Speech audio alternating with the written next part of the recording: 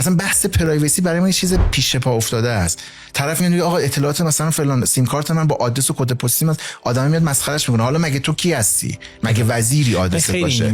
ولی تو دنیا ببین این فاجعه حساب میشه، ولی کاربر هنوز آگاهی میخنده. من یه بار یه مطلبی نوشتم که اگه شما به یه نفر مسیج بدی تو تلگرام بگی سلام، طرف میتونه لیست سفرهای هوایی تو پرینت کنه برات بیاره، به خاطر اینکه از اون سلامه وصل میشه به دیتابیس تلگرامی که به واسطه پوسته های غیر رسمی از اونجا شماره موبایل تو پیدا میکنه، از شماره موبایلت میره تو فلان دیتابیس اپراتور آدرس تو پیدا میکنه، کد ملی تو پیدا میکنه، از کد ملی میره تو دیتای فلان فروش سیستم فروش هواپیما، بلیط هواپیما قطار که هک شده، از اونجا میره سفرهای فلان، همش هم رو دیگه، همه دم دست دیگه. بعد اینا تو دارک وب داره فروش میره، چون پابلیش نمیشه، من شما کاربر حس میکنم خب این که خطری ایجاد نشد.